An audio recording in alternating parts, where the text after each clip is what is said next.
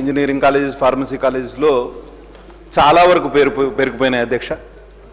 దాదాపు ప్రతిపక్ష నాయకులు చెప్తూ 8,000 అంటున్నారు, కూనంనేని సాంబశివరావు గారు 7,000 అంటున్నారు, మంత్రి గారు 5,520 కోట్లు అని చెప్తున్నారు.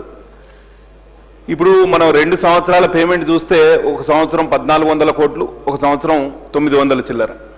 ఈ లెక్కన మనం పేమెంట్ డ్యూస్ క్లియర్ చేస్తూ పోతే 6-7 సంవత్సరాలు అవుతుంది. 6-7 సంవత్సరాల్లో మళ్ళా అంతే మొత్తం పేరుకుపోతుంది.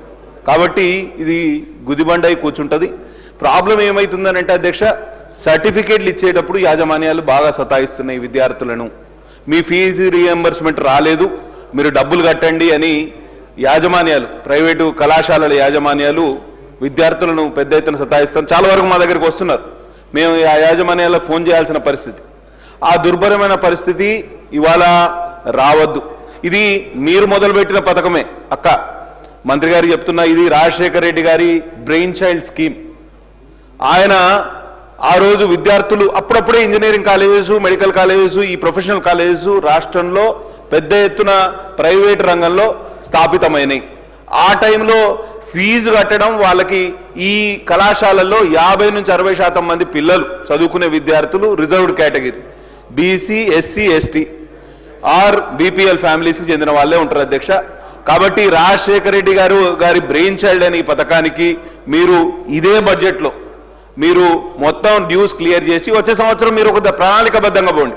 ఇప్పుడే మన ప్రతిపక్ష నాయకులు చెప్తూ దాదాపు 2,500 కోట్ల ఖర్చు ప్రతి సంవత్సరం మనకు ఈ స్కీమ్ కింద ఖర్చు అవుతుంది. మనం అరకొర నిధులు కేటాయిస్తున్నాం బడ్జెట్లో, అది ఇంకా పెరిగిపోతుంది.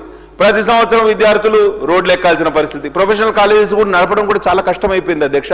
కాబట్టి అటు ప్రొఫెషనల్ కాలేజెస్ నడవాలన్నా, ఇటు విద్యార్థుల సాధక బాధకాలు తీరన్నా ప్రభుత్వం కొంచెం ఇతోధికంగా వాళ్ళకి సాయం చేయాల్సిన అవసరం ఉన్నది. దయచేసి ప్రభుత్వాన్ని మొత్తం ఈ సంవత్సరమే డ్యూస్ క్లియర్ చేయవలసిందిగా వారిని మనస్ఫూర్తిగా వేడుకుంటూ సెలవు తీసుకుంటున్నా. ధన్యవాదాలు అధ్యక్ష. గౌరవ మంత్రి గారు. అధ్యక్ష, గౌరవ సభ్యులు గౌరవనీయులు కూనంనేని సాంబశివరావు గారు, అదేవిధంగా గౌరవ సభ్యులు పల్ల